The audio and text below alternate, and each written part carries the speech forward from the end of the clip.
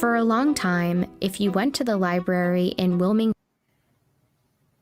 North Carolina, there was one thing you weren't allowed to research. We were refused, we were rejected by the librarian. When I asked about or inquired about 1898, they wanted to know why. I was told that yes, they had something, but they kept it under lock and key. The story of Wilmington in 1898 still isn't widely known. What happened here on what's now just this empty patch of grass would radically change racial politics in North Carolina. This is the story of an American election, but also of something we don't usually find in American history: the violent overthrow of a democratically elected government. I heard y'all can hear me now. I'm on this thing. In the late 1800s, Wilmington, North Carolina was the state's largest city. It had a majority Black population, and historians today describe it as a rarity in the post-Civil War American South. Wilmington, prior to November 1898, was what the New South could be at the cusp of the 20th century. There was an unusual degree of Black prosperity. In Wilmington, there were successful Black entrepreneurs, doctors, teachers, but also Black elected officials. And for a time, that was true throughout the state. Take a look at the politicians on this poster of the 1889 North Carolina House of Representatives. Here at the bottom are Black Republican representatives, some from Wilmington. North Carolina also sent 4 Black Republicans to the U.S. Congress between 1875 and 1899. The Democratic and Republican parties of 1898 in many ways occupied opposite parts of the political spectrum than they do today. Most African Americans were voting for the Republican Party, and the Democratic Party was white voters almost exclusively. White supremacy was the central focus of the platform for the Democratic Party.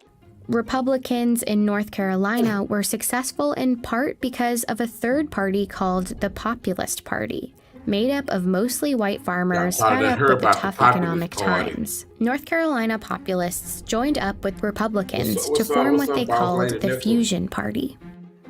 And in the elections of 1894 and 1896, the Fusion Party defeated the Democrats in sweeping victories statewide. That meant North Carolina now had a government that shared power between Black and white politicians, including a newly elected Republican governor. Together, they moved towards reforms that would favor Black Americans and working class whites. This was something that the Democratic Party folks were simply not going to accept. A multiracial government wasn't just a disappointment for Democrats. It was more like a humiliation. They needed a plan to take back control of the state in the next election. So party leaders like Furnifold Simmons, future U.S. Senator, Charles Aycock, future North Carolina governor, and this man, Alfred Moore Waddell, came up with one: to beat the Fusion Party by luring white populist voters away from their alliance with Black voters. Wilmington, with a large Black population and a local I bet a lot of people probably never heard of the Fusion Party. Fusion government in power, would be a focus of their campaign. The State Democratic Party Handbook for 1898 laid out their goal: consolidate the white vote by stoking white anger and resentment. It said, "This is a white man's country, and white men must control and That's what the Democratic Party was standing on back then, y'all. govern it." Their most effective tool was the media. One of North Carolina's biggest newspapers was a Democratic Party mouthpiece. It ran racist political cartoons throughout 1898. Not everybody was literate in 1898, but to see a political cartoon of the type that ran, you may not be able to read it, but you know exactly what it means. Many of the cartoons were centered on the threat of Negro rule, even though the Fusion government was mostly white. They also played up another fear. Black men threatening white women became a theme. White men need to do all that they can to protect white womanhood. This was all part of North Carolina Democratic strategy. but it echoed the national racist rhetoric of the time. In one speech that Democrats printed in Wilmington paper, a prominent Georgia writer named Rebecca Felton said, "If it takes lynching a black man a day to protect white womanhood, I say lynch." Her speech prompted a Wilmington black man named Alex Manley, owner of the Black-run Daily Record newspaper, to respond with a column. He made a simple observation that, at the time, was shocking. That white women who had liaisons with black men did so voluntarily and enthusiastically. Manley wrote, "Every Negro lynched is called a big burly black brute, when in fact, many were sufficiently attractive for white girls to fall in love with them." Facts. Manley pretty much said, The white man were calling them big black brutes, but them white women were calling them tall, dark, and handsome. Shit. in a nutshell, sometimes white women choose to be with black men. Manley's editorial became another tool for Democrats. Newspapers reprinted it, called it a horrid slander, and ran comments about it on a daily basis. It was just a few months before the election, and white voters were angry. By the time the election rolls around on November 8th, black voters, Republican voters, had been thoroughly intimidated here. By all accounts, the elections of 1898 were a sham. The Democratic Party had a paramilitary group called the Red Shirts. They attacked and blocked black residents from voting. At a rally just before the election, Alfred Moore Waddell provoked the crowds. He said, "Negro office holding ought at once and forever be brought to an end, even if we have to choke the current of the Cape Fear River with carcasses."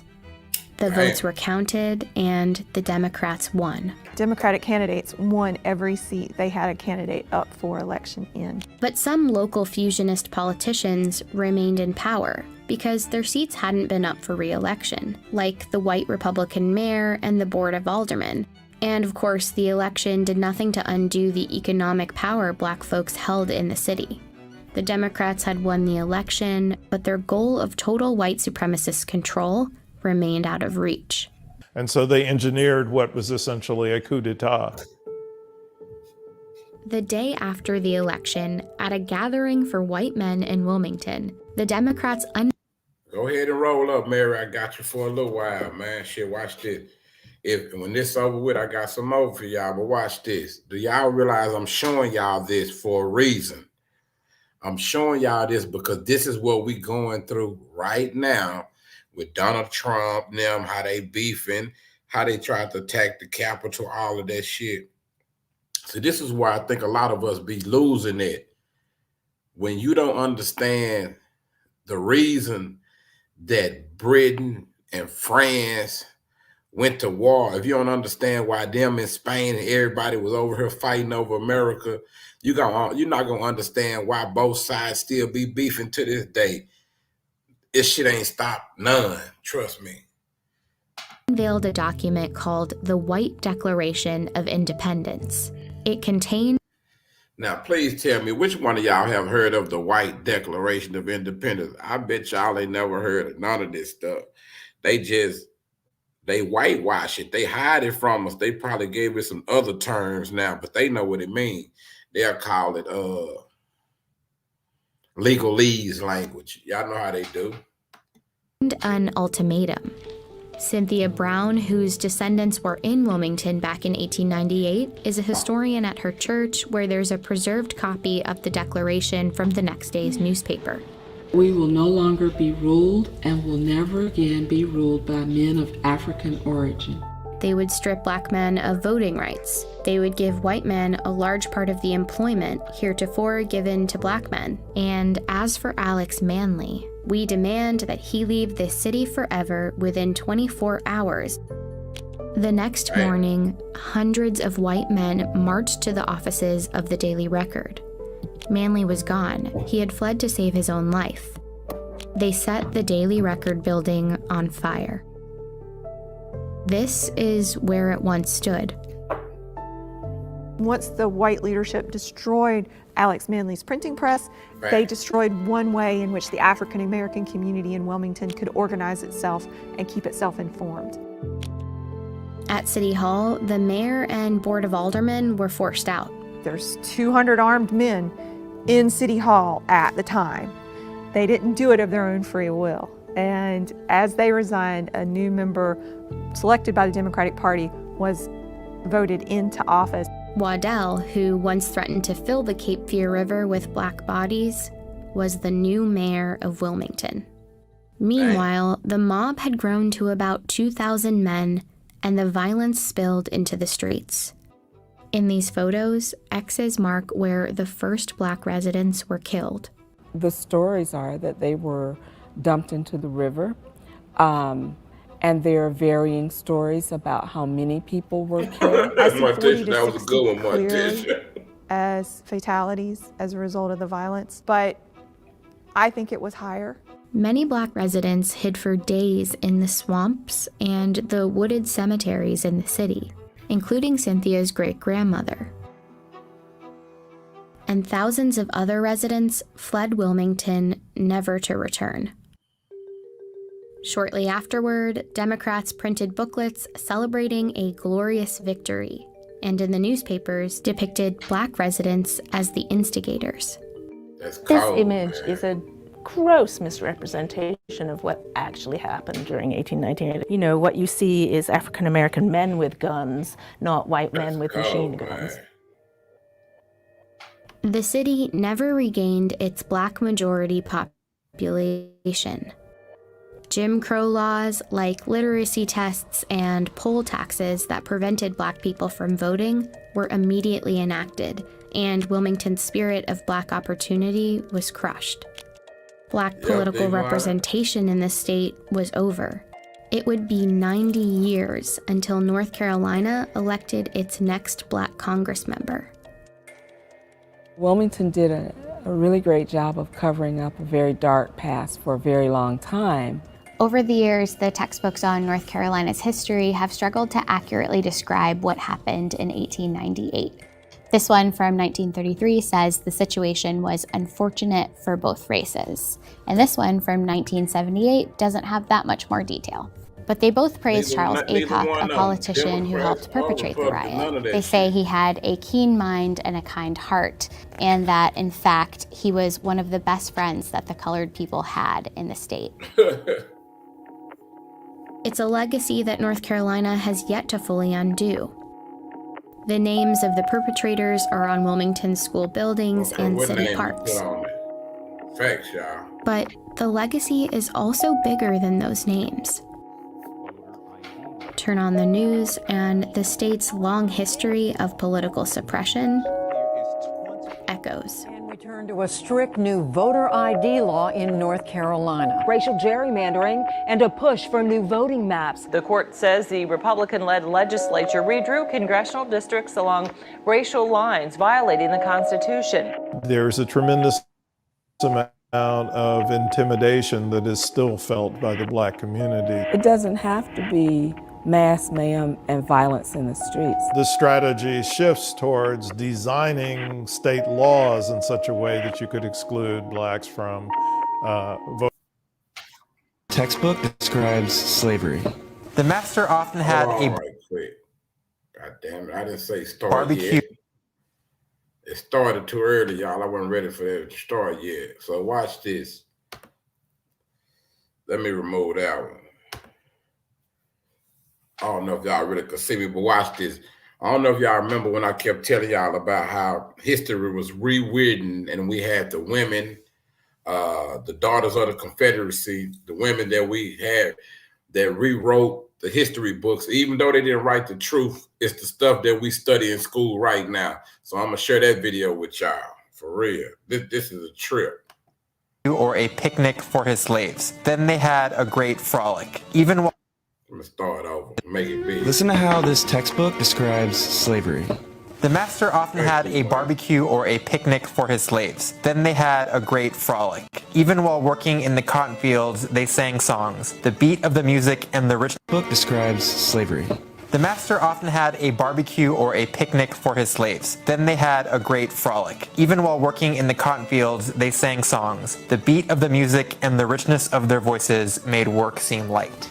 Yikes, that's from History of Georgia, a textbook published in 1954 that was taught across junior high schools in Georgia for decades. That sort of language is part of an intellectual movement called the Lost Cause, a distorted version of American Civil War history that's been prevalent in the South for a long time. It took shape soon after the defeat of the Confederate States in the war, when Southern historians like Edward Pollard and former Confederate General Jubal Early started preserving the South's perspective through their writings. They framed the Confederate cause as a heroic defense of the Southern way of life against the overwhelming forces in the North. That narrative has a few basic tenets: the glorification of Confederate soldiers who died for a cause they believed in, the belief that slavery was a benevolent institution, and maybe most importantly, that slavery was not the root cause of the war. The Lost Cause is one of the most notoriously effective efforts to rewrite history, and it was done by the losing side. So how did it become so deeply rooted in Southern memory?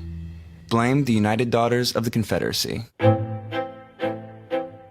The UDC was founded in Nashville in 1894 to preserve Confederate culture for generations to come. The women who made up the group descended from elite antebellum families, and they used their social and political clout to spread the pro-Southern version of the war as real history. You've probably seen their efforts to honor the Confederacy, but maybe you didn't know it was the UDC. They're the ones who covered the Southern landscape with memorials for Confederate leaders and soldiers. They used their fundraising. Hey, Morticia, if they kill you, this one really gonna kill you, man, because watch this. We gonna find out that a lot of stuff all through the South, I don't know about it everywhere else, but a lot of these lies that they put in these books, our kids still learning these lies today.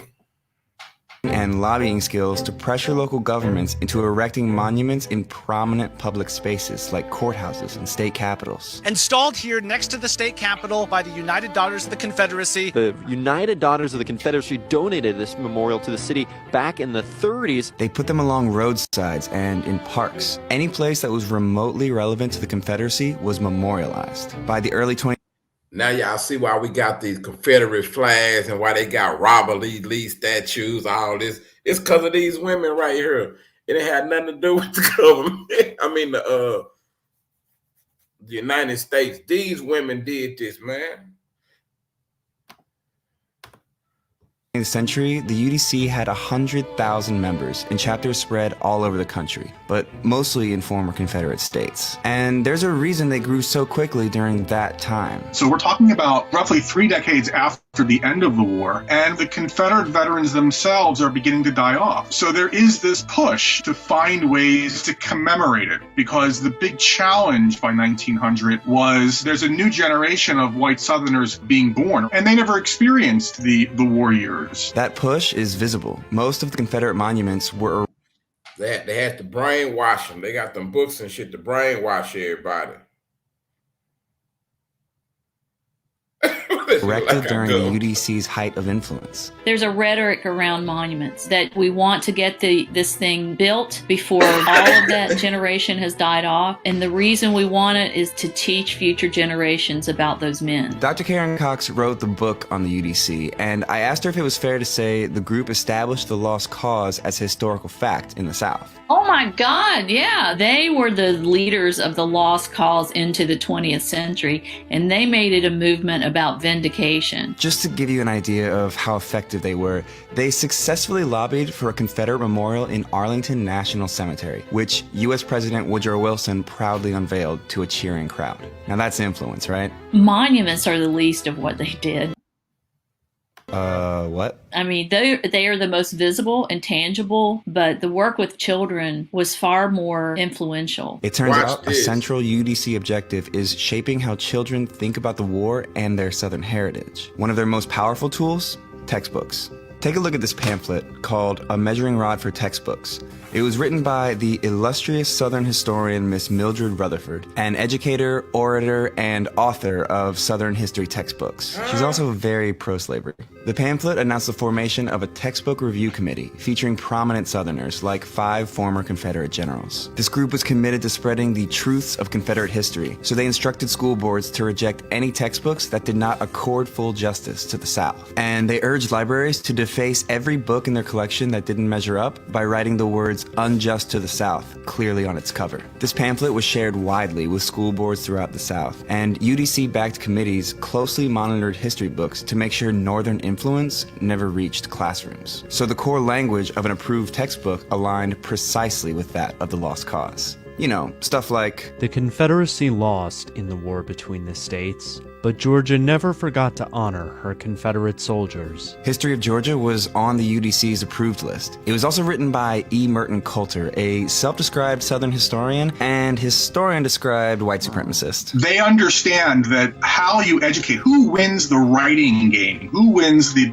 battle over history, ultimately wins the war. That's the big fight for the UDC. But their work with children went further than the classrooms. The UDC formed an auxiliary group called the Children of the Confederacy, which was designed to get kids born in former Confederate states to actively participate in their version of history. Group leaders had kids recite call and response truths from something called the Confederate Catechism. Children up to the age of 18 would compete and be rewarded for memorizing long passages of Lost Cause rhetoric. So it would be like an after-school thing. You know, like that was your club. You would go after school to the meeting of the Children of the Confederacy, and your leader might teach you songs of the South, like Dixie or other songs that were considered Southern patriotic songs. They would have them write essays, go visit the veterans, and learn this catechism. Children were also the centerpiece of their community's monument unveilings, like this living flag at the dedication of the Stonewall Jackson Monument in Richmond. Yes, those are school children. The UDC's efforts shaped the identities of children who grew up with the Lost Cause. They made history personal, and that made their story last longer. Generations of children learning that narrative in a variety of ways grow up to be, you know, segregationists in the 50s and 60s, because that's been drilled into them since they were children.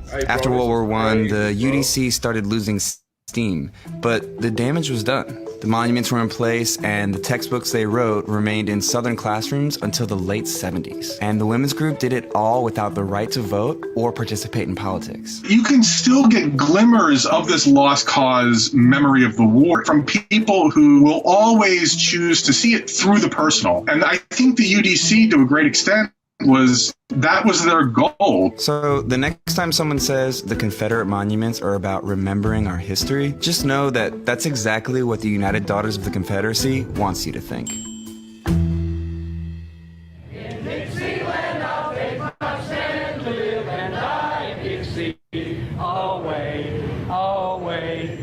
Away down south in Dixie. You know what, man? I'm finna share something with y'all.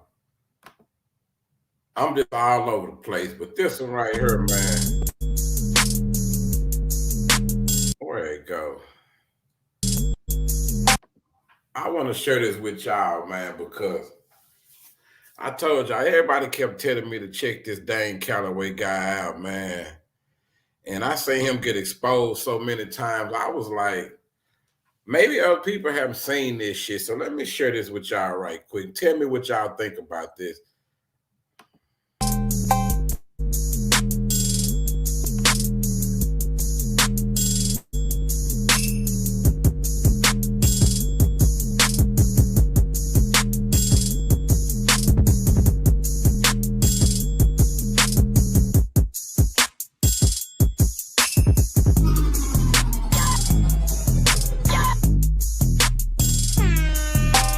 Man charged $5 to do commercials and stuff for people. He's a freelance spokesman. So if we can pay him to do a commercial for us, he'll say whatever we want to tell him for $5. Compete, and I know I can help. No matter what the length of your script is, I'll produce it. Just imagine me promoting your website, blog, training materials, advertisements, services, products. Excellent way to communicate, instruct, sell, promote, entertain, motivate your audience to take action. Now let's add some value and impact. We can change the background image. Outside, luxury, professional, relaxing, informal. What about a change of music, which makes a world of difference? Would you like to see your logo or text? How about some images displayed to increase your audience interest and raise the impact value? Go ahead, preview some of my other samples, and then contact me. And let's...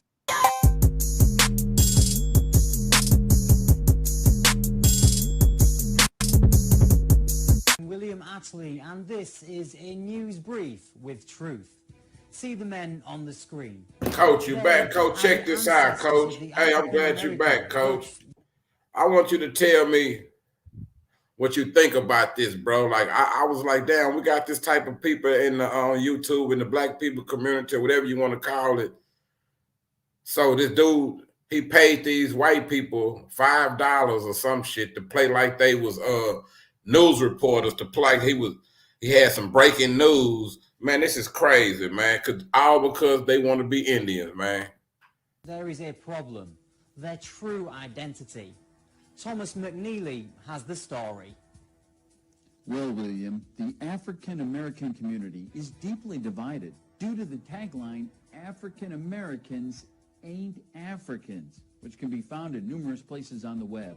Now, it should be obvious as to why it's causing a commotion, but if it escapes you, let me explain. The current American education states African Americans were brought to America as slaves from Africa, which is simply not true. They are American indigenous, not descendants of Africans.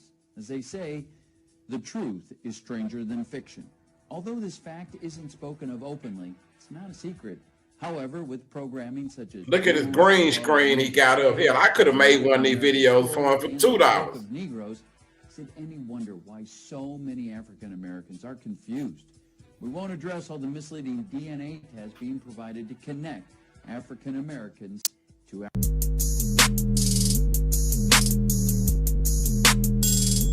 He paid somebody $25. So, bro, this man paid somebody $25 to make this video, and he got hundreds of thousands of viewers, bro. Like, people don't even know he be scamming them, bro. We need to come up with us a scam, y'all.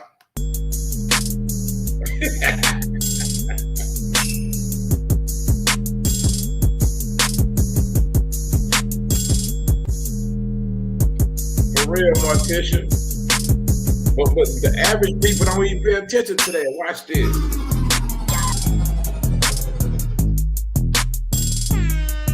It's me, Dane, nigga. We indigenous. We indigenous. We Native American, nigga. Nigga. We the Aboriginal. We Aboriginal, nigga. Goddamn, we been here. We were here for 500 million years, nigga. We been here. We've always been here. We Moors too. We Jews. We Moors. Nigga, we every goddamn thing. Nigga, you can find us on every continent. Real talk, nigga. We indigenous. We goddamn aliens too, nigga. We aliens. Think about it. We aliens. We didn't come from here. We originally from Mars, nigga. It's all the sandstorms and dried up. Nigga, we originally dinosaurs too. We were here. We the ones that engineered the comet that destroyed the dinosaurs because we were crazy. We didn't want them to exist anymore because they were taking our spotlight, nigga. The extraterrestrial, E.T.'s my cousin. That nigga's my cousin, man. He's been my cousin since day one. You guys are thinking I'm crazy. I'm not crazy, man. Yeah, we Jews, Hebrews, and we Native American. I don't know how the fuck that's possible, but goddamn, we all 75 things at once, nigga. We don't give a fuck. We Choctaw, Indian, nigga. We Cherokee, we Aztec. I don't know how we all that shit either at one time. I don't know, but we spoke the same fucking language because we so fucking amazing. Turn my mic down. Hold on, nigga. Turn me up, goddammit, cause we indigenous. My nigga, my cousin, Jaquay, she half raptor. I can trace her ancestry through my documentation, nigga. It's $35 though for you to get a piece of this documentation. You can't get that shit for free, nigga. Goddamn, who turned my mic down again? We indigenous. My my great grandmother, that nigga that she Bambi's mother, man, she got shot, man. The fucking Europeans killed her, man. Europeans were slaves too.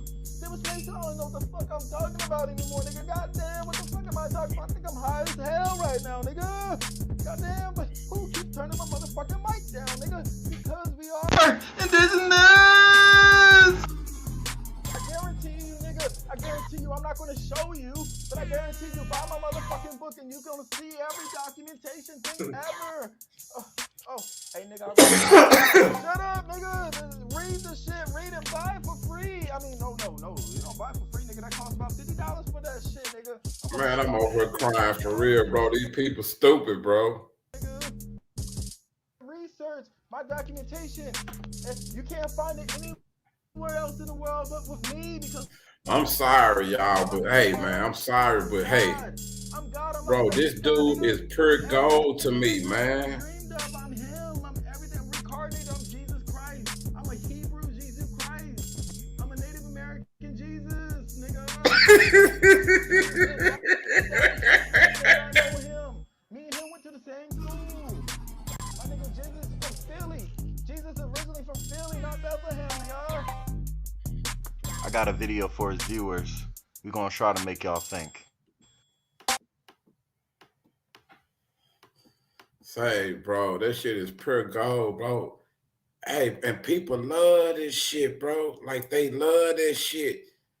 I'm like, damn, that's who get all the damn views and shit. Like, that's what people want to hear. I told y'all, bro, we got to come together. We got to make up some shit, man. But I think he got everything covered. Shit, he said, nigga say he was an alien and everything. I don't know what we could say. We got to come up with some shit, man. I'm telling y'all. I'm like, damn, these niggas get all the damn views, bro. I'm like, what the fuck? And I watched the nigga get exposed on a channel. I saved this video right here, man. All have, unless you know your parents came from Africa, we all have Native or Indian stories. We have no African stories, and most of us were born before the roots. Nigga, you tripping. You better get on out of my face with that bullshit. What they Bro, I'm telling y'all, I be seeing this shit and I be saving this shit, man. I'm like, I said, I need to share this and see what if people thinking the same way I think about this shit. Cause it's fucking amazes me the type of stuff, the wool that be poured over people's eyes, man. But watch this, y'all gonna laugh like a motherfucker at this, man, for real.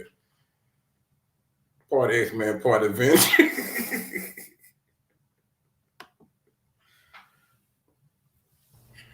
Yeah, game over. We got that kickstand. That's Brother Chief in the chat right there. I think that was him that said that. What I said. Clearly. Cool. How do you take somebody serious? Yo.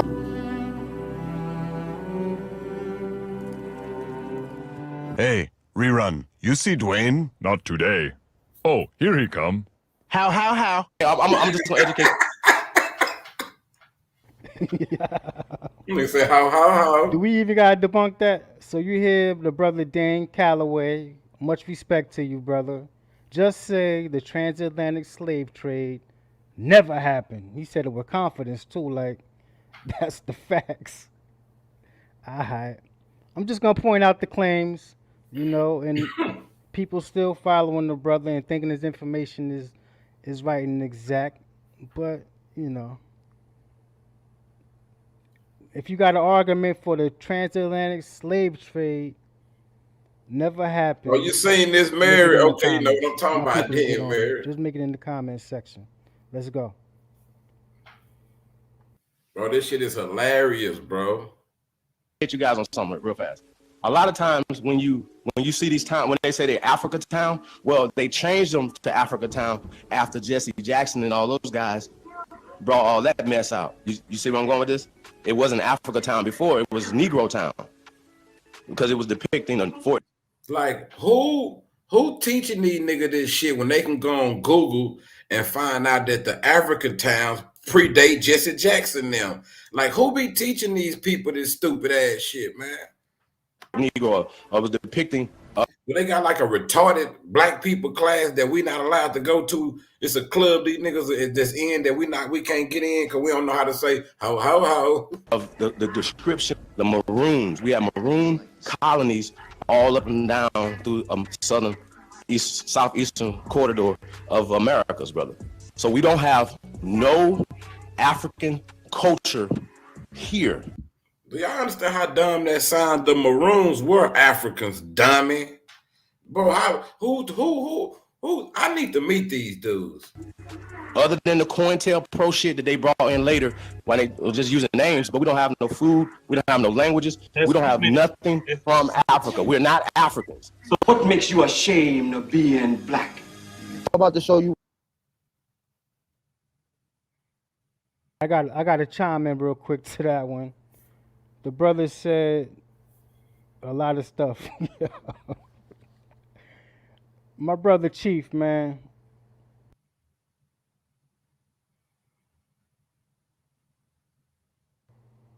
What you say, D-Money, for real? My IQ must be 0 if these niggas is correct. Y'all still hear me?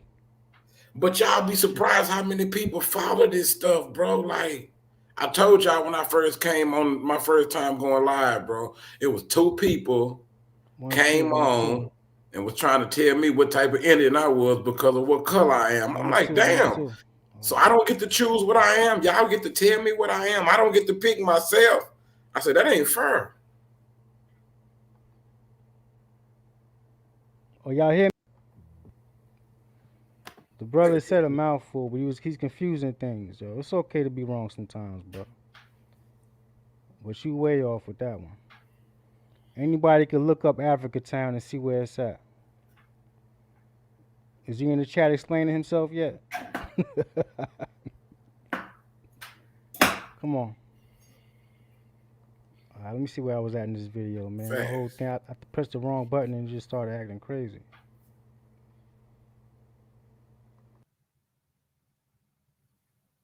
Don't address me as Calloway.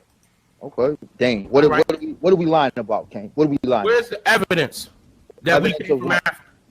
Where's the evidence that we came from Africa? Bitch asses. Whoa, wait a second, not so fast.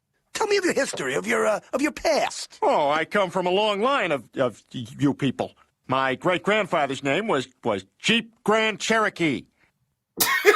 That nigga say my grandfather's name was Chief Grand Cherokee. Same, bro. They even got cartoon people making fun of these niggas. It's funny, man. Family Guy say Chief. Man, come on, man. Chief Grand Cherokee. What, are you saying nobody came from Africa? Are you asking me that? Yes, Dane. Did the slave trade happen? The slave trade didn't happen the way it was told to you, no. The transatlantic slave trade never happened. The transatlantic slave trade never happened. See, this is where it's confusing. Did he just say? You guys got. You heard what I said, guys gotta clearly. get cool. How do you think somebody said Rob Bone was in disbelief? Yo, that's crazy. Hey, rerun. You see Dwayne? Not today. Oh, here he come. How? I'm just gonna educate you guys on something real fast. A lot of times when you see these towns, when they say they're Africa Town, well, they changed them to Africa Town after Jesse Jackson and all those guys brought all that mess out. You see where I'm going with this? It wasn't Africa Town before, it was Negro Town. Because it was depicting Fort Negro, or was depicting of the description, the Maroons. We have Maroon colonies all up and down through southern, southeastern corridor of Americas, brother. So we don't have no African culture here, other than the COINTELPRO shit that they brought in later when they were just using names, but we don't have no food, we don't have no languages, we don't have nothing from Africa. We're not Africans. So what makes you That's crazy, yo. Y'all hear me, yo? Yo, Chief, come on, bro. He said we don't have no food, no language, and nothing from Africa. Bro, you need to tune in to New Black Knowledge more regularly, man. Did you see the video Truth Story put out? Resources, that's the Jew that... What is that proving, man? Do you know that what was it? Howard University had their students do the digs in there? They we don't need the name. The name is not that important. We know they Africans, man. They did forensics and everything, forensic studies and everything. Howard University, black students, yo, not no Jews. You know they had things buried with them that was straight from Africa, from West Africa, West and Central Africa, yo. They found graves, bodies with their teeth, they showed their teeth filed. That's an African ritual for decoration. It ain't no getting around it, man. Y'all be trying to sliver and slime through things. And I know that y'all want to make fun of Chief, but Chief ain't the only one believing this craziness, yo. That's why I'm making this known and doing this video. Come on, bro. Y'all you too stuck on the names and stuff, man. They knew they was Africans. They did forensic tests, man. They buried themselves with African artifacts, with African symbols. All right, let's keep it moving.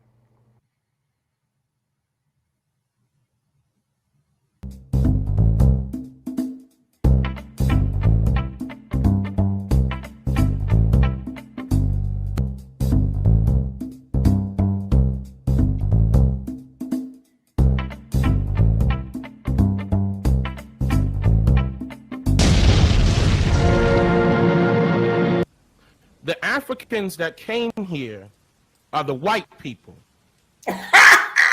Europe is a part of. Man, did y'all just hear this shit? Africa, and still is. And still is.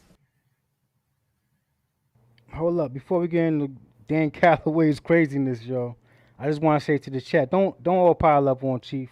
Chief is still our brother, y'all. He might be misdirected, you know. His scholarship is built off emotion, but did y'all hear what Dan Calloway? So yeah, Africans are here.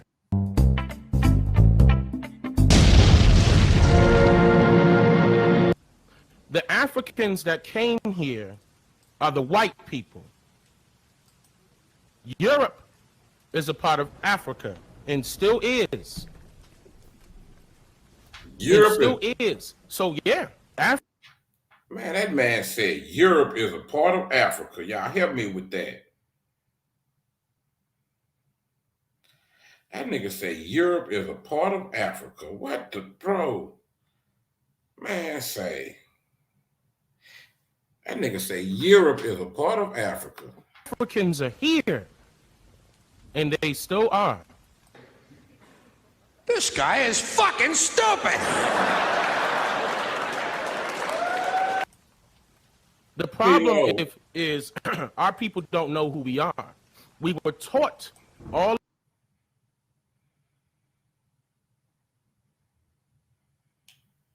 All right, I see in the chat. Hold on. Jastar Inuk. Of evidence of us being African. In the early 1900s.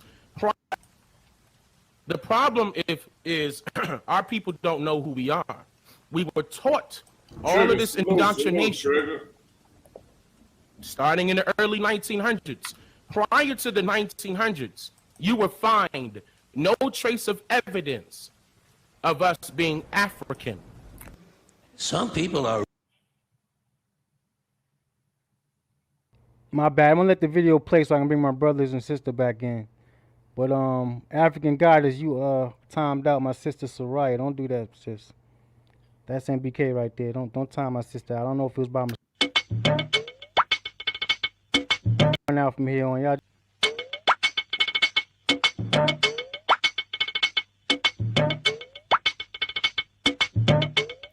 Now, all these monuments are proof.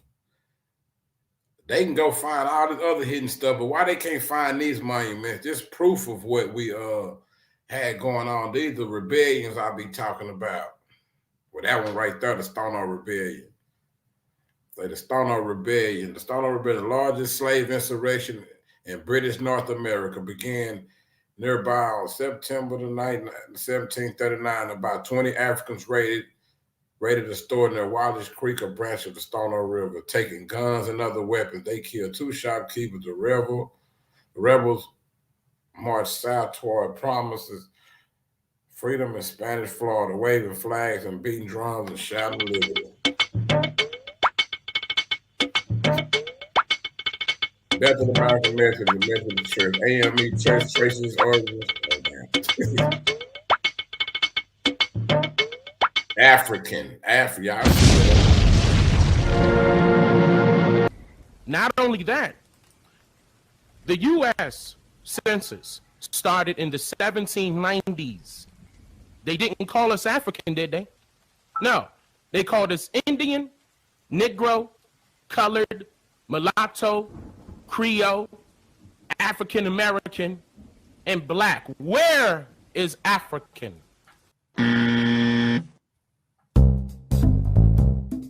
It's easy to prove these niggas wrong, y'all. Look, it's easy to prove these niggas wrong.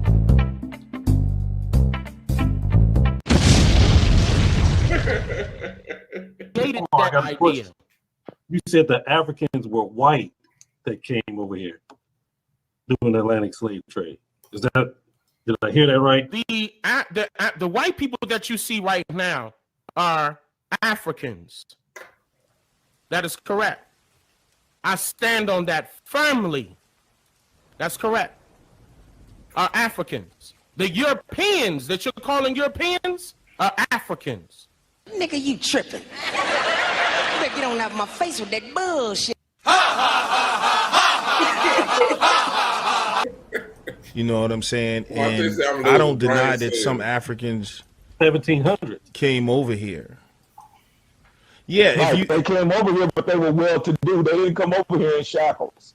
Paul Cuffey was a businessman. Right. He had ships and everything. Exactly. So this is what I'm saying. Africans did come over here, but they didn't come over here in shackles. They came over here on ships. But I'm sorry, Coach. Listen to these dudes act like they know who Paul Cuffey was, Joe. This is hilarious, man. They know they didn't know who Niggas Paul don't know about Cuffey no was, Paul Joe. Cuffey. They I don't need even to know do his some. father- We need his to name talk was about Paul Paul Cuffey on the Cuffey. show too. His father's name was Kofi. Like Paul Cuffey, bro. I got folders on all these people, man. From the Ashanti tribe, kidnapped straight from Africa and brought to America, yo. The slave owner was what they call a Quaker, and felt guilty after a while and then set him free, yo. What is these dudes talking about, man? Come on, the Jews made that up too, I guess. Let's go, yo. not in shackles. So no Africans came here in shackles.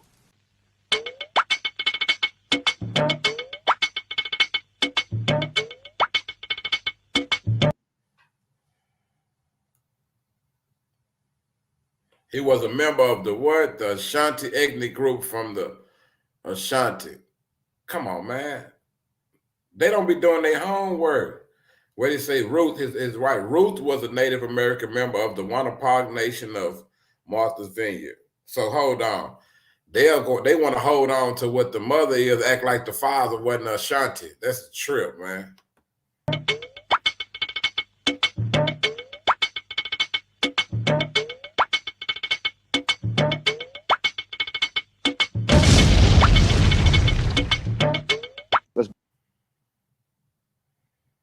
Hold on, I'm looking in the chat. Y'all gotta handle these dudes in the chat, yo. Men have right to tribal citizenship. Let's go.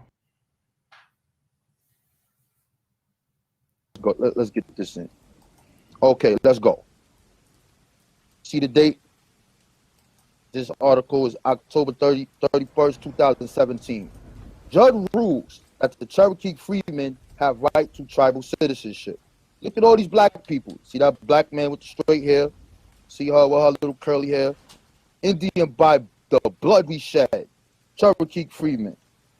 See them? Let's zoom in on these people. They black. They look like me and you, right? They got straight hair and all that good stuff. A judge rules Wednesday that the freedmen is the black people, ex-slaves that was enslaved by the Indians. I hope y'all know that, right? the descendants of enslaved people, let's rewind that. A judge ruled Wednesday that the descendants of enslaved people who were owned by members of the Cherokee Nation, known as Cherokee freedmen, have citizenship rights.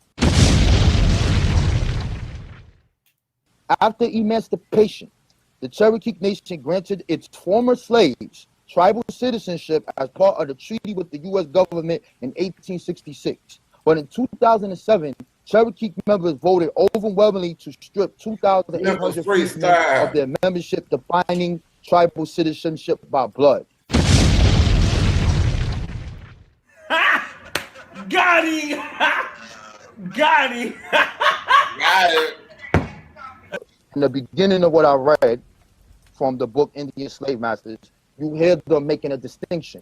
And that distinction is, these are the white slave owners and these are the Indians, and we are enslaving these Africans. So if the original people who are in court, who go through their own tribal sovereignty and their own rules and regulations, do not call themselves indigenous, they call themselves native through that Pacific time, how are you saying that the Choctaw are us, original, and they don't have this African heritage? Good question.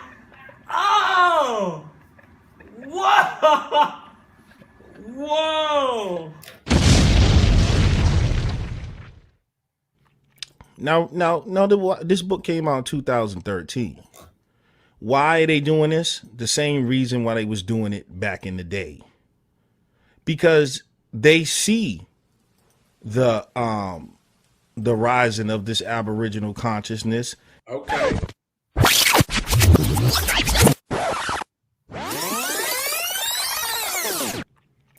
Now, this book came out in 2013. Why are they doing this? Because they see the rising of this Aboriginal consciousness.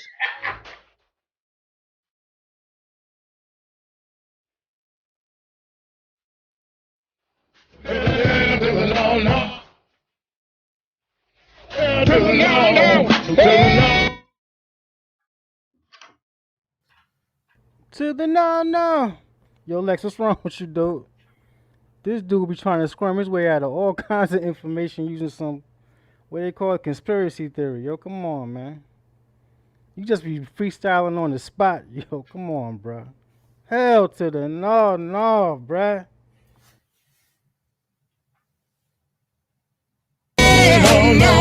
Now, this dude read a court case, right?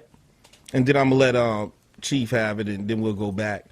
And he said that these people were recording that they were enslaving Africans. Nowhere in that court case did they ever use the word African. So when you go in and you read some book about history talking about somebody enslaved some black slave. That's what I keep telling y'all. This how you beat them people. When they tell you a book don't say something, get the book and read it. I bet you they told you the book didn't say it because they knew it said it. They was hoping you went off their word and you didn't go read it yourself. Well, what is that? What is that? What is a black slave? It doesn't exist.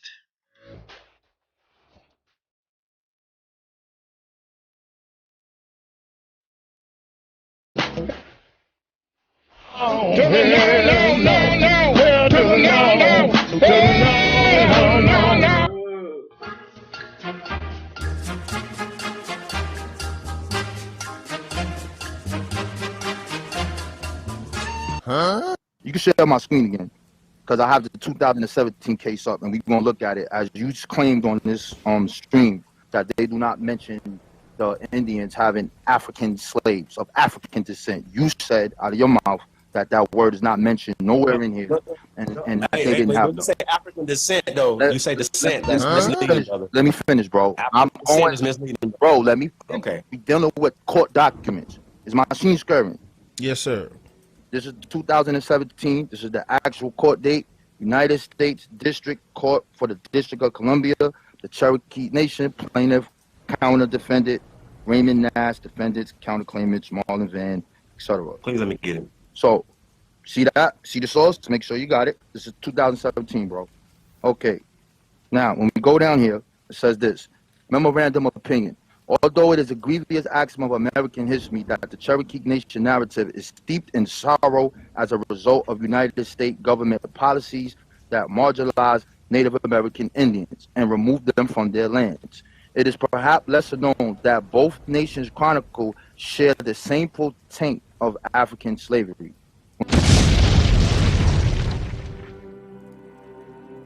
When we shoot down, get down here, right where I was at before. So I thought the man just said that the damn thing, the proclamation didn't say African. So then we go look at it and it do say African. Why do they do that? Do they try to mislead people on purpose? The Cherokee Nation acknowledges that before the Civil War, some Cherokees adopted the American institution of slavery. Cherokee Nation memorandum in support of Mott for Summer J4 ECF number 233. See also Cherokee Freeman, stating that prior and during the Civil War, members of the Cherokee Nation owned slaves of African descent. Owned slaves of African descent.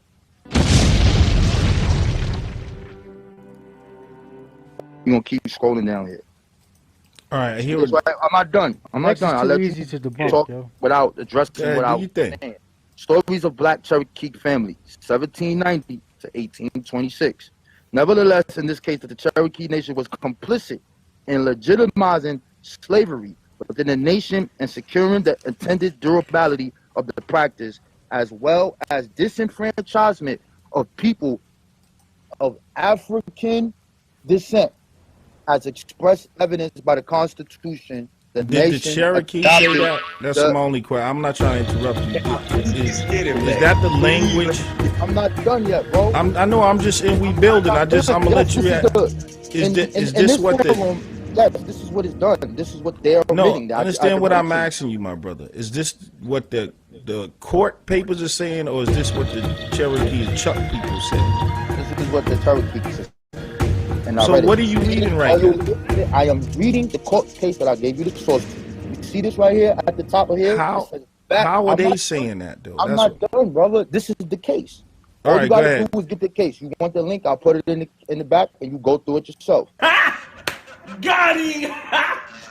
Got him! Oh! Whoa!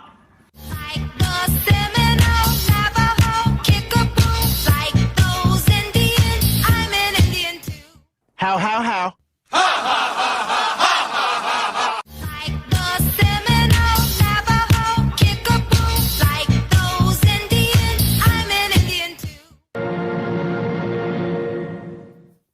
Hey, rerun. You see Dwayne? Not today. Oh, here he come. How?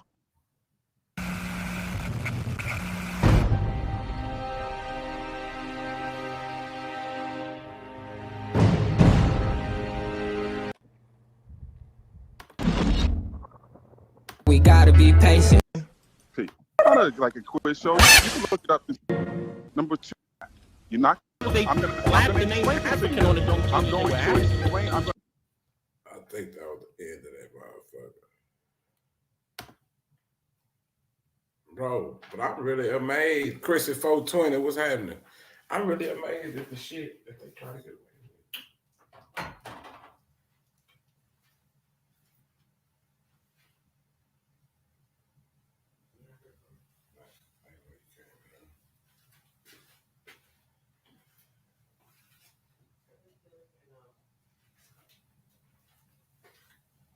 Hold up, y'all. Hold on right quick. I'm gonna do something.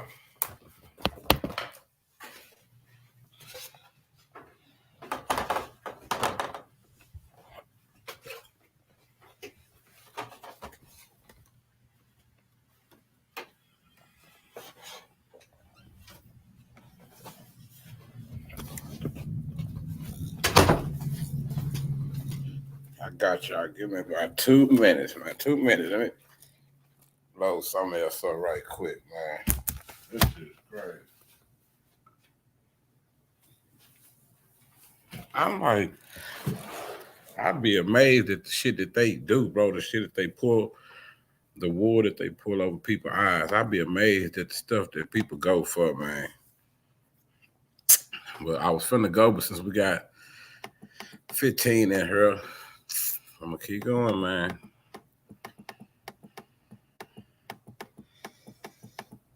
Like I said, it amazes me the stuff that people get away with, man.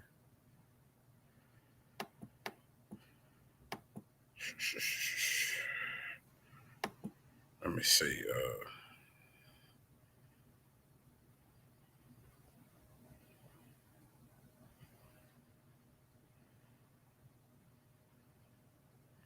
They say hell to the no, to the no, no, no. To the no, to the no, no, no.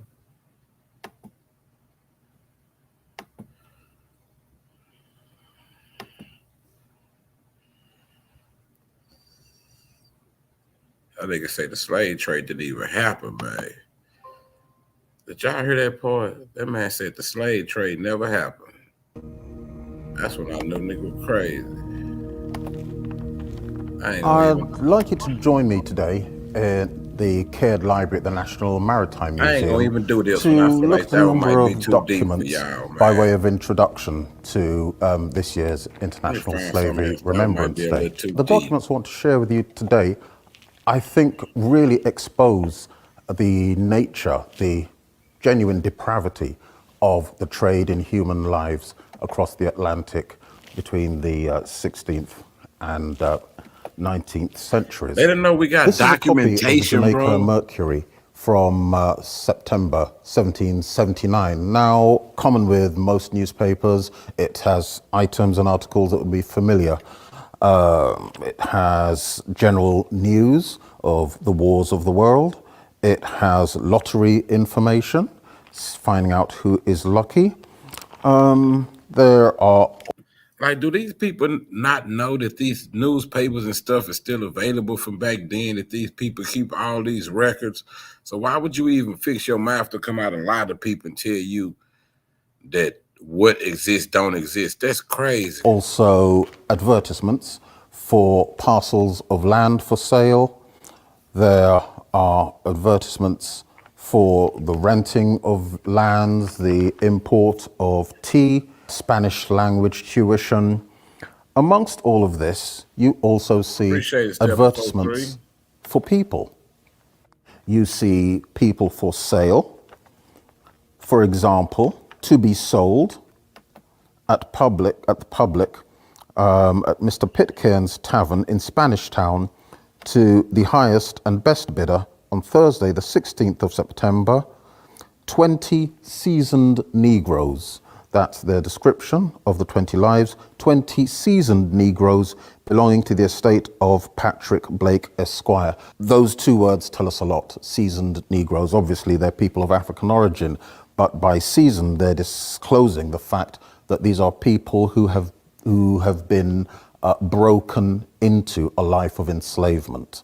They are no longer actively African in either their patterns of socialization or their belief systems, and they are accustomed to being enslaved. That is the process of seasoning.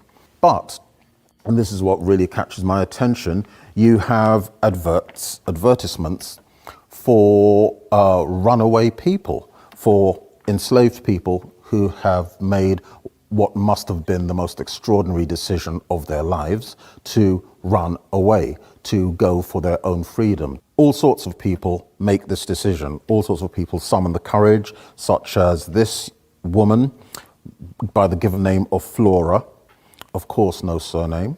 Flora, who is described as a North American Negro wench, and she has run away on Sunday the 30th of May, described as being well known in this town, being Kingston, I imagine, and whoever secures said wench and delivers her to the subscriber shall receive £2, 15 shillings reward. Page after page, you've got sharper hair, a Negro boy, 5'4". Pompey, more Greco-Roman names.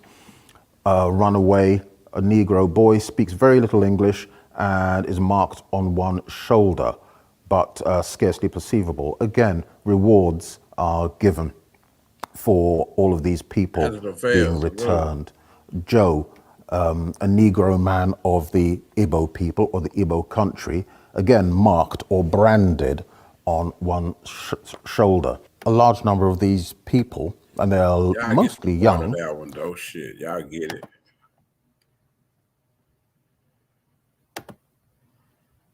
Damn, I hit the wrong one. Hold on. Think of think of the one that got away. You ain't lying. I done hit the button so fast, I don't know what I done did, y'all. Hold on. Wait, StreamYard. I think I messed up something, y'all. I hit too many buttons at one time. Come on, man.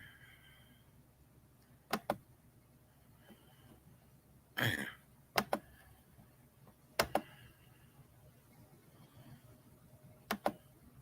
Come on, StreamYard. Don't do me like that. Let's see, shit.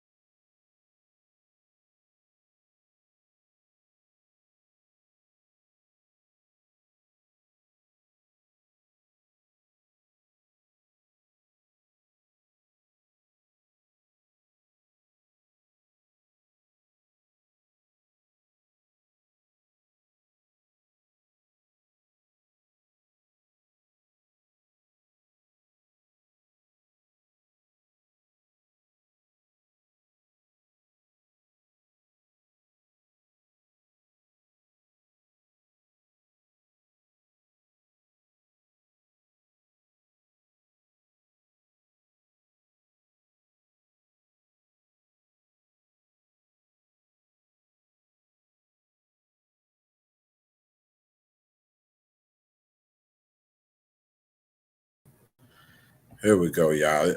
I'm back in this thing. They let me back in, y'all.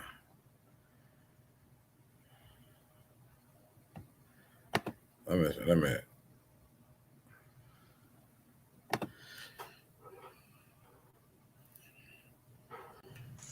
Here's this one. I thought this was pretty cool right here. The brother said they were enslaved and chained, taken from Africa and brought to America. This is something, I seen this, y'all, when I was in Puerto Rico. I seen this on the wall in Puerto Rico, so I had I did my little translation. Pretty cool right here. The brother said they were enslaved and chained, taken from Africa and brought to America, but they still kept their culture, man. I thought that was pretty cool. Then also, they'll let you know that they were coming to these islands before the enslavement. They just happened to be enslaved and brought to those islands again. Beautiful history, man.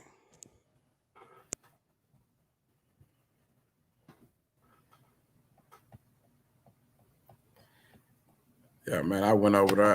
I walked through. I seen this shit on the wall, and I asked them what it meant. And shit, they'll tell you over there, man, that was amazing to me. For real, that was amazing to me to see that myself. That's why I don't like to take stuff from these people, man. I like to go and learn and see for myself, for real.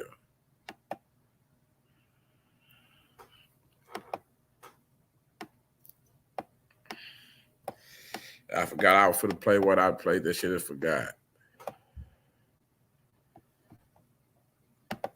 I was finna see what that was. 1501.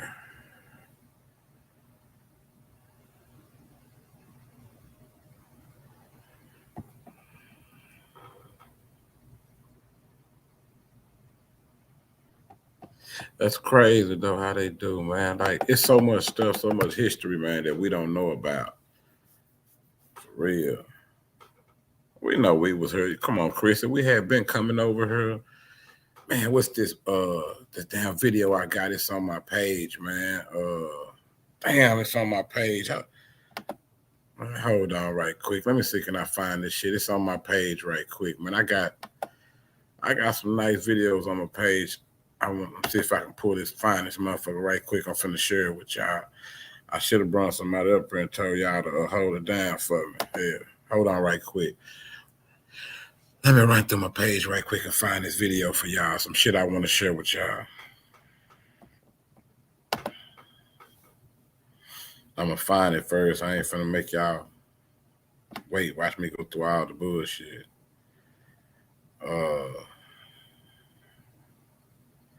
Man, when did I upload that motherfucker?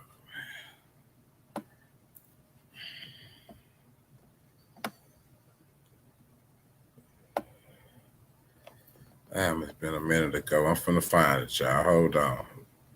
Work with me, y'all. Be patient. It's gonna be worth the wait.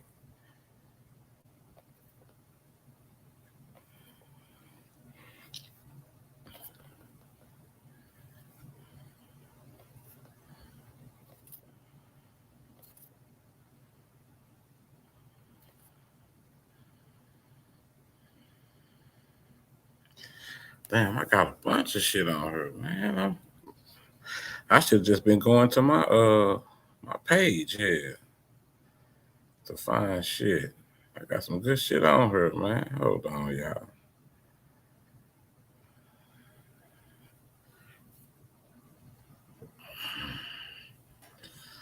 Damn, where this motherfucker at? The one I want.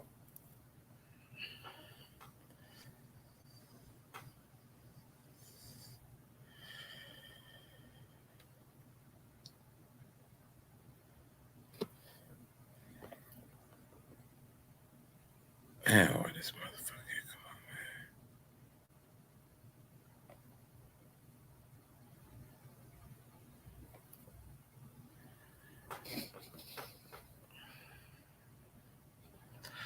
on, man. Man, y'all know I'm slow, man, so I'm probably finna give up, man. I'm like, I'm gonna find this motherfucker.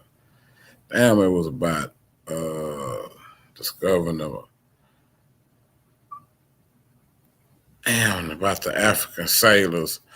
See, a lot of time they try to act like they leave out the part about us sailing and shit, about us traveling and doing shit.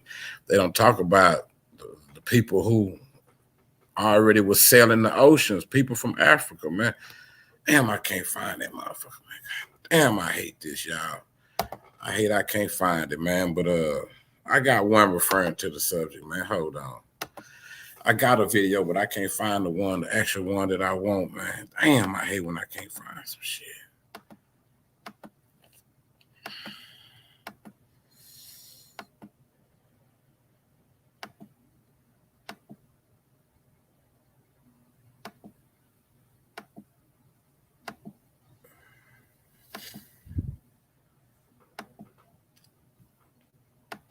Oh, that's cold. I can't find that motherfucker,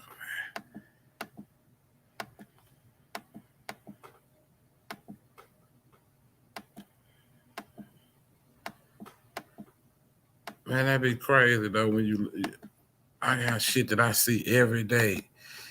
Then all of a sudden I'm ready to show it to somebody, I can't find it. Man, that's crazy.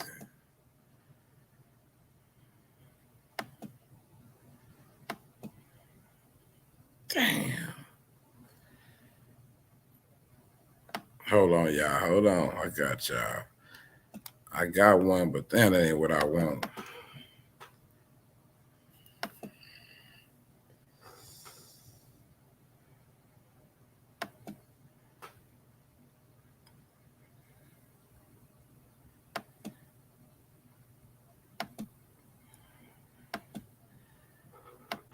Oh, how the fuck do I be fucking up like this, man?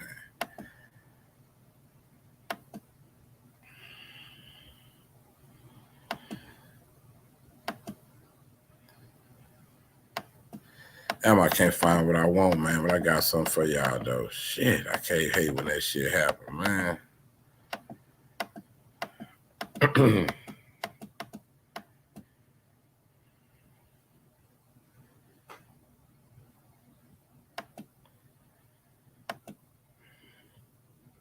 Damn.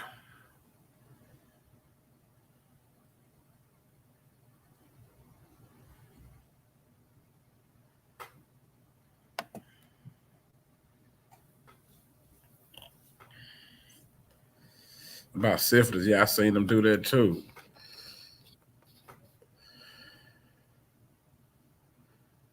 Oh, fuck that. Damn, what's this video? Y'all, I can't believe this, man. Is it this? Let me see if this is right here, man. God damn, I hate when I can't find some shit, man. The Americas was one of the most important and revolutionary events in the history. The artifact only by Greeks and Romans. Paradise, roughly around the coast of Africa, are also the Cape Verde Islands, found by Columbus. Instead, their faces were smaller and shorter, while their entire skulls were long.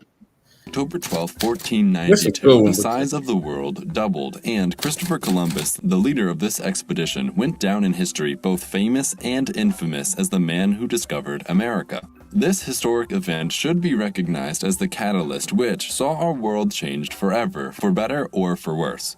That being said, it may not have been the true first time humans from the old world sailed across the ocean, and it's actually well known that Columbus wasn't the first European to reach the Americas at all. The Vikings had already colonized Iceland and Greenland roughly a millennium ago by the year 950 CE. By 999 CE, this ain't the one I was looking for, but this is all right. Leif Erikson is known to have left Norway on his way to convert Greenland to Christianity and was blown off course, and as a result found a new landmass, which he eventually came back to explore, making it as far down as New Brunswick in Canada. The settlements he built here were only temporary, and after trade with the natives turned up unsuccessful, Erikson returned to Greenland unaware of the scope of his discovery. Evidence for this voyage include the ruins of Viking settlements at the L'Anse aux Meadows, as well as historical accounts of the journey. This, by most definitions, is the only definitively proven contact between the Old and the New World prior to the voyage of Columbus. But that doesn't mean there isn't some evidence that points towards earlier discovery events.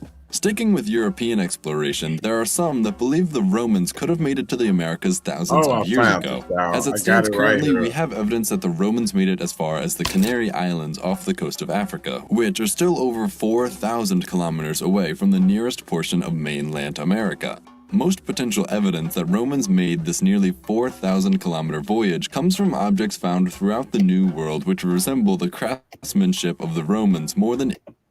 That's all right. Fuck that. That ain't what I was looking for. Yeah, I found what I was looking for. Hold on, let me share my screen. Now, this is what I was trying to show y'all. This is the meat on the bones, man. Right here. See, they don't teach you. They try to make y'all think we was all dumb and primitive.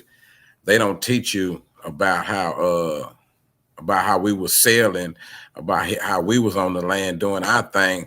I'm telling y'all, they was meeting us on the land. I guarantee they was meeting us not on the land, in the water, at sea. But let me share this right quick, man. Let me show y'all what I'm talking about. Hello, everyone. It's found one of my favorite elements of African history, or world history in general. Seafaring or maritime traditions have been an integral part of the lives of several of the world's cultures throughout history. As with most discussions of history, emphasis rests almost exclusively on the history of European, Middle Eastern, and East Asian civilizations. In the case of maritime traditions, the European voyages during the Age of Exploration likely come to mind. Arabs have been sailing throughout the coast of Africa, Asia, Europe, and even as far as Indonesia for several centuries. Even Stone Age peoples of the Polynesian islands had a very well-developed seafaring tradition that led them to colonize nearly all major island chains of the Pacific Ocean, with evidence suggesting that they may have even made it to the Americas. That's pretty impressive, right? The Inca Empire of South America is also known to have had maritime trade relations with the states of pre-Columbian Mexico. However, there is another entire continent that is largely ignored in regards to maritime traditions. Ones that are just as ancient, impressive, and extensive as those found in Europe or Asia. They wrote us out the history. There's a popular belief that sub-Saharan Africans were restricted to their own continent until the birth of the transatlantic slave trade. Nothing can be farther from the truth. While the seafaring traditions were relatively sparse on the continent compared to their European counterparts, they were not absent, especially when considering that Africa is a much larger continent at approximately 4 times the size of Europe. For the sake of this video, I'll divide the seafaring traditions of Africans into three distinct regions: North African, West African, and East African. Yeah. As always, my focus will be on sub-Saharan Africa, so North Africa will not be discussed in this video, mainly due to the fact that North African seafaring traditions fit more into a unique tri-continental Mediterranean tradition that includes Greeks, Romans, Persians, and Carthaginians. The tradition of boat building in West Africa has a long history. In fact, the oldest boat in West Africa is the Lafuna canoe, discovered in Nigeria in the year 1987 by a local Fulani herdsman. This boat was radiocarbonated to around 8,000 years old, making it the oldest in Africa and the third oldest in the world. Yep, even older than Egyptian boats. Like much of the continent at the time of European arrival, the indigenous watercraft of West Africa were almost exclusively restricted to vessels such as riverboats and canoes. They didn't teach us all. They did that. Networks of riverways such as the Niger and Senegal river systems. Despite this, several of these boats have been documented reaching sizes in excess of 100 feet in length and occasionally incorporating sails. These boats were commonly used for transport of cargo. So can somebody please tell me why they found it important to leave these parts of facts or history out? Why they didn't teach us about these dudes that had boats and was doing all this sailing? Because they didn't want you to know that we was already traveling around the world. Cargo, trade goods, and personnel throughout the several kingdoms that existed in the region. Many of the states on the West African coast even had their own navies entirely composed of such vessels. Perhaps the most popular documented instance of a West African empire that had boats with ocean-going capabilities can be found in the writings of the Egyptian scholar Al-Umari, which date back to the 14th century. What I always say, you got to study the Arabs, bro. The Arabs were the best bookkeepers, and when the Arabs came in your city and sacked your city, they wanted your libraries too. They were smart, so they know how to write. They had all of the good history. In one of his texts, he recorded a conversation that he had with the wealthy ruler of the Mali Empire, Mansa Musa, who described how he acquired the throne and what may have been the largest naval fleet in West African history.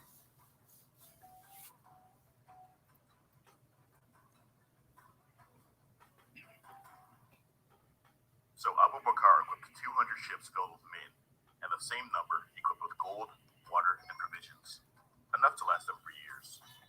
They departed, and a long time passed before anyone came back. Then one ship returned, and we asked the captain what news they brought. He said, "Yes, O Sultan, we traveled for a long time, until there appeared in the open sea a river with a powerful current. The other ships went on ahead, but when they reached that place, they did not return, and no more was seen of them. As for me, I went about at once and did not enter the river." The Sultan got ready 2,000 ships, 1,000 for himself and the men whom he took with him, and 1,000 for water and provisions. He left me to deputies for him and embarked on the Atlantic Ocean with his men. That was the last we saw of him and all those who were with him, and so I became a king in my own right. It is possible that this fleet may have possibly even landed in the Americas. According to a 1998 BBC article written by Joanne Baxter, this massive fleet departed from what is now modern-day Gambia and may have landed in present-day Brazil. We was kings and the original Americans. Now, Mr. Bigot, could you just hold on a few more seconds while I finish explaining? Thanks. In accounts and documents, no conclusive evidence has been found to prove that such a voyage ever happened or that it arrived in the Americas. Only time will tell. After all, evidence of Viking settlements in the Americas weren't even discovered until the 1960s. Today, many of the locals refuse to speak of this era in their history, as they deem it shameful. The abandonment of them by their rulers, in addition to the irresponsibly spent money and resources, is deemed unworthy of respect or praise. They firmly believe that these resources could have been better spent improving their own empire rather than wasting it all on lavish hajjs and absurdly large fleets. Despite West Africa's largely mysterious and ambiguous seafaring history, other parts of Africa have much more rich ancient and extensive seafaring tradition that tie them to lands as far away as Arabia, India, and China. These include sites such as Facts. Kilwa, Mombasa, Malindi, Getty, and Great Zimbabwe. So wait. So you mean to tell me that we got proof of written history that proved we was going to China and all these places before Christopher Columbus came, and you want me to believe that we didn't come to America? Come on, man. Them people from what is now known as the continent of Africa, they traveled around the world. Shit, everybody was trading with each other. Europeans didn't invent trade. Come on, man. While Europeans were still debating whether or not Marco Polo was the first person to actually visit China, East Africans already had a firmly established and complex network of trade relations with them several centuries prior. You are always comparing yourselves to us white men. This isn't done to show whether Europe or Africa is better or worse. It's really done as a mere way of comparing something unfamiliar to something that is familiar. It's no different than saying medieval Japan, even though the term medieval itself is a term used to denote a specific period in European history, also known as Middle Ages. Anyway, for those that are open-minded enough to be receptive of new knowledge, it has been backed up by countless archaeological and written sources. According to PBS, as early as the 2nd century CE, large port cities dotted the East African coast, stretching from Kenya to Tanzania, where they navigated the waters trading with Arabs, Indians, and Chinese. These states grew wealthy as they served as middlemen between the interior of Africa and the rest of the Indian Ocean world. Their main exports consisted of gold, ivory, iron, and slaves, which they primarily obtained from the inland kingdom of Zimbabwe, while their imports consisted of luxury goods such as silk and porcelain. They probably learned all of that stuff from Arabs. Yeah, it's funny for people to make such blind assumptions like those without any sources whatsoever, yet they are so quick to criticize or reject well-documented and factual information when it pertains to Africans actually achieving something. The Swahili culture and language may seem as a mere offshoot of Arabian culture, but in reality, it is a unique creation simply containing borrowed elements. The Arabic influence is quite obviously a key ingredient to Swahili culture, but that does not make Swahili culture any less African. If that were the case, one would have to classify the Japanese as Chinese or the Arabs themselves as Greeks or Romans, as these cultures continuously borrow from one another, blending their own cultural elements together. This is a pattern that has been seen all around the world throughout history. Swahili culture is an African culture with its own unique African elements mixed in with those borrowed from people that they traded with. The Swahili language, for example, despite the fact that it contains several loanwords from Arabic and Hindi, it is still an African Bantu language and was used as a lingua franca in many ports throughout the Indian Ocean. This is a relic of the ancient and well-developed seafaring traditions of Swahili people. Contrary to popular belief, the vessels in which Swahili traders used in order to sail these seas were not Arabic dhows. They had various types of ships, all collectively known as mtepes. Though the origin of these ships are unknown, they are similar to Arabic dhows, and thus are believed to... Y'all heard that? It's called an Mtepe. Y'all can look that up. M-T-E-P-E, Mtepe. That's the name of the ship. Like, this shit I've been knowing for a long time. I just didn't have it in video form. And I think if I just, like, put the picture up and teach sometime, it might be too slow for some people. But I might have to start doing that. Because this is information everybody needs to know about. So you can tell them, yeah, we had ships that could travel, and the ship was called Mtepe. Shit. Share common and ancient origin.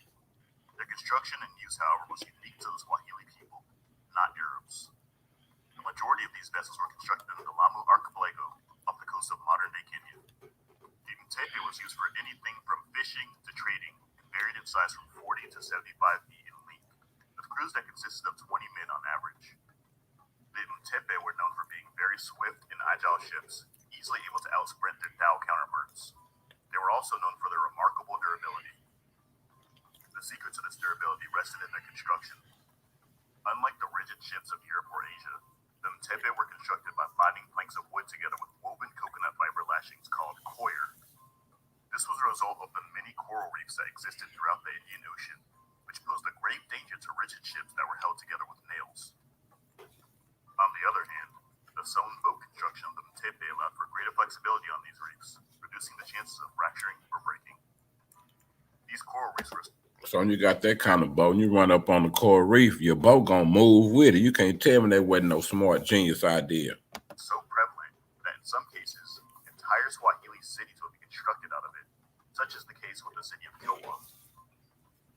This well-developed trade was so firmly established that one would find royal families of East African states wearing silk clothing while dining with porcelain plates imported across the Indian Ocean from China. This is evidenced by Chinese Ming Dynasty era artifacts excavated from sites such as the Getty ruins of modern-day Kenya and even places as far inland as the Great Zimbabwe ruins. That's bullshit.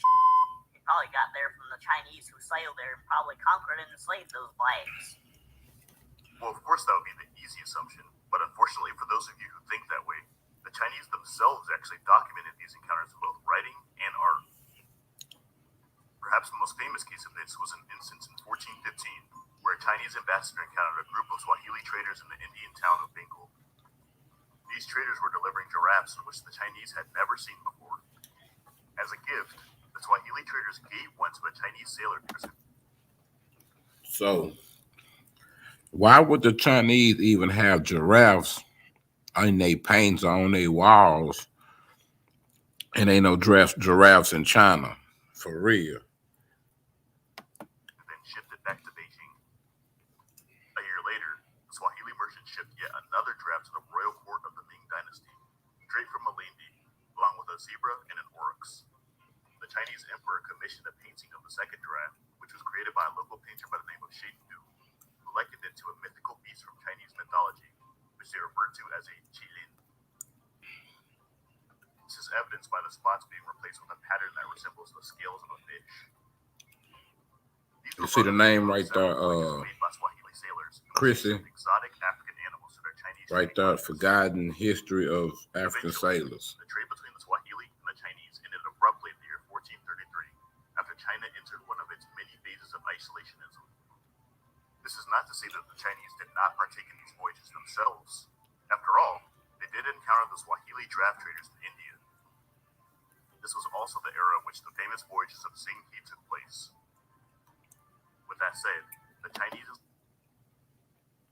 So, if we wasn't traveling, explain to me these black people are already in China. Bro, they be lying to us. Swahili were both equally involved with these long-distance trades, which took place over 70 years prior to the voyages of Christopher Columbus, and covered greater distances with larger and wilder animals aboard to care for. To this day, a genetic footprint of the Chinese can still be found in the inhabitants of the Lamu Archipelago, the same area where most of the tepe boats were traditionally manufactured. According to a study conducted by Nicholas Kristoff in 1999, he noticed that the inhabitants bore Asiatic features and claimed descent from sailors from a shipwrecked Chinese vessel, which was stranded on an island called Pate.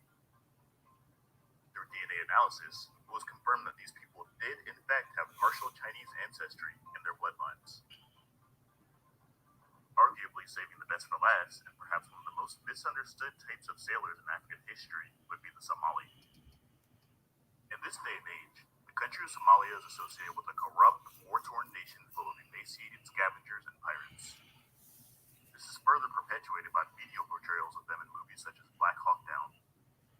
However, prior to the modern country that is recovering from the unapologetic effects of colonialism and illegal foreign fishing industries, Somalia was home to many thriving kingdoms that regularly engaged in maritime trade. With trade networks that were connected to the complex routes of the Swahili, similar patterns of growth and trade were observed by Somalian kingdoms. However, unlike the Swahili states, the Somali kingdoms have been known for their unmatched naval prowess throughout the centuries. Perhaps the greatest example of this was during the 1500s when the Portuguese exercised an aggressive policy on all cities of the... Man, look at the map. Y'all see how big Africa is on that map? You know that ain't no American map. They would surround the relatively defenseless Swahili states with gunships and force them into submission under the threat of opening fire. They would then sack and plunder these cities for riches and place a Portuguese representative in place of their rulers in order to control all trade on their Indian Ocean ports. By the time they arrived in the territory of the Ajuran Empire of modern-day Somalia in 1506, the typical patterns of plundering continued. The Portuguese looted and burned their capital city. However, unlike their Swahili counterparts, the Ajuran Empire was able to successfully defeat the Portuguese in the Battle of Marawa, with the Portuguese suffering nearly 20 times more casualties than the Ajuran army. This effectively prevented the Portuguese from establishing a permanent seat of power within Ajuran territory. After quickly recovering from the attack and rebuilding their city, the Ajuran military significantly increased its border and coastal defenses, arming them with telescopes and cannons to spot distant enemies and defend themselves from afar. By 1585, the Portuguese tried once more to establish control over Somali trade. This time, they sent a fleet of 30 warships under the command of João de Sepúlveda to engage the Benadir region of the Ajuran Empire from the safety of the sea, or so they thought it was safe. After the ships were spotted by coastal guards, the Ajuran naval commander Ahmed Diri deployed a fleet of ships to meet the Portuguese in full-on naval battle, effectively destroying every single Portuguese boat. A small number of Portuguese survivors were captured and taken into slavery. This was the second time in a row that the Portuguese were decisively defeated by the Ajuran Empire, and this time, they did not come back. Hey, they don't tell y'all that in history, do you? I bet they won't teach you that in no college class in America, nowhere. Say, I bet you. Hey, Especially in regards to maritime traditions. I bet If you. you'd like to discuss African history with myself or other like-minded individuals, feel free to hop in one of the text. I bet you. They won't teach you that in none of these classes, homie. And now school, none of that shit.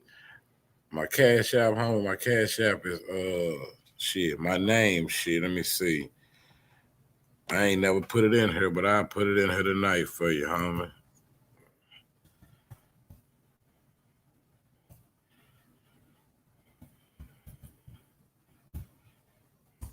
Shit, everything I got, Kimbo Greedy shit.